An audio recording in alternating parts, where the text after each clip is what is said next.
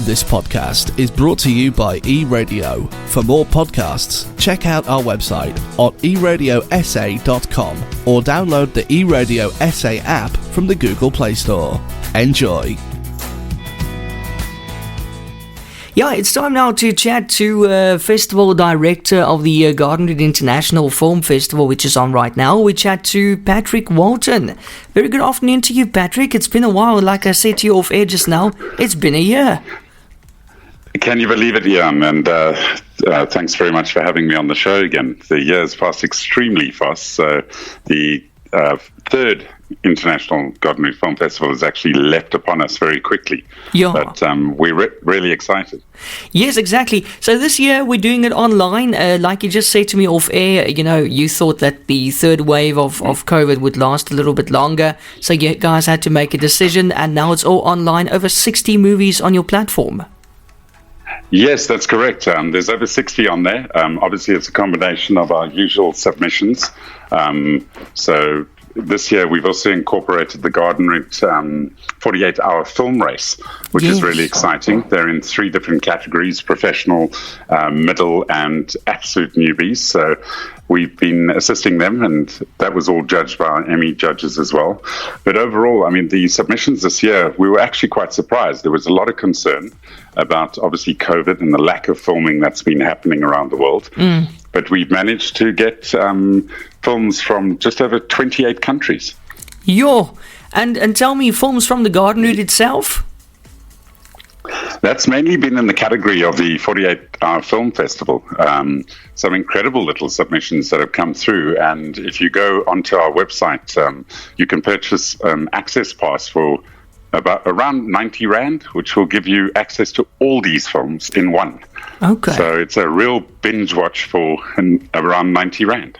Yes, because I want to see the submissions from our area. I want to see, do we have some talented filmmakers around here? We definitely do, Ian. As you're aware, I also chair the Gardenwood Film Commission, and there's been a lot of work done in the region by the likes of Ikasi Media, Gardenwood Media, in training up individuals to actually become part of film. So a lot of the entries of the 48-hour come from local. They also come from national. But we've got a fantastic plethora of movies on offer. And, I mean, there are in the mix some 25 South African movies. And then we've got from Italy, France, Turkey, Sweden, Lebanon, as far as that. Wow. Even from Jamaica. So it's it's really interesting to see where the films have come from this year. It's not been the traditional sources and avenues that we're used to. Yeah. So I would really encourage people to go and watch. You know, these films generally are not shown in South Africa. They won't be seen again. Yeah. So you've got till the 12th of October to go and just, leave Netflix for a little bit and come and binge with us. Yes. Netflix will still be there after the 12th of October. So That's right. Yeah, no, absolutely. So you get a movie ticket and then you get an all-access pass, right? Yeah, that's correct. So if you want to watch just one individual movie, you can. But obviously the value for money is in the all-access pass so that you can watch at your leisure at any time till the 12th. We've done it differently this time because obviously with COVID, the ups and downs, etc., we decided to open it up and try and get our funders and sponsors to sponsor the platform more so that we can make it more affordable for viewers, because we'd like to get these filmmakers the exposure that they're looking for with their films. Telling great stories. I mean, there's some amazing. Masks of Redemption is a fantastic movie. The Flowers of Longing, Fatal Call. I mean, there's fantastic titles, and our judges actually had quite a hard time this year judging. It's a lot of films to judge. But there was a few arguments back and forth as to the semi-finalists that we'll be announcing on Monday. Oh, lekker. Yeah, you must let us have those lists of the finalists. Would love to talk about that as well and announce them. So movie night sorted for the weekend thanks to the Gardenwood International Film Festival. That's completely online this year. The site to the website is gardenwoodinternationalfilmfestival.com.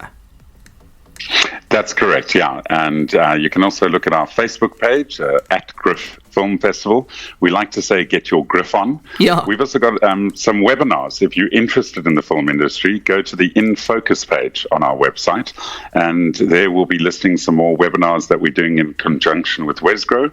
There's also some nice podcasts from various of the directors of the various films, some behind the scenes, talking about how their films were made and, the challenges that they've faced. So overall, we'd like to come back next year with the physical festival, the virtual, and possibly the drive-ins again. Oh, yeah. So we'd like we'd like your support. Come and go onto our webpage, purchase an access pass, and come and watch. Yeah, I love the drive-in, so I'm looking forward to next year. But online is also good. It's just nice to curl up and, be in your own living room and watch on your own TV sometimes, like now, especially with the weather being the way it is down here at the coast. Yes, absolutely. I'm actually down here at the moment, and friends of mine just phoned me, and they're going to go and buy a pass now and do that instead of walk the beach because the weather's not quite Exactly. right. Exactly. It's indoor weather. And I believe there's more heavy rain coming, so let's see. But anyway, Garden Route International Filmfestival.com, and then obviously you pay right through that platform as well. It will take you to a portal. Yes, correct. If you go to the homepage, there's a very simple button there saying virtual pass, and that will take you straight through to the portal, and you'll receive an email with a passcode, and then you're up and running. It's a very simple process that we put in place. Very, very, very, very simple process. Yeah. Just quickly, before we say goodbye, Patrick, tell me, what were people filming with? Can you film with an iPhone? Because apparently iPhones are now good enough to film with. Absolutely. A number of the movies on the site, obviously as a filmmaker myself, I can often tell the difference. You have your professional category with your big reds, your epics, your FS7s, etc. But then we've got a lot of people who submitted just using iPhones. Yeah. And that's part of the training we're doing, because often it's the people can't actually go out and film because they don't have the gear. But now obviously cell phones have changed that. So iPhones are very possible. Any cell phone actually that you have a decent camera, you're able to do and cut in programs which are now free, which one had to pay for. So my advice is, if you've got a beautiful story, write a little script, shoot a little 3-minute movie, and who knows who might pick you up if they see it. Yeah, exactly. And I mean, I actually read somewhere that the biggest challenge when you're filming with a cell phone is keeping it steady. You'll need some kind of thing to put it on that's steady, so it's not all shaky, because that's the biggest challenge, I think.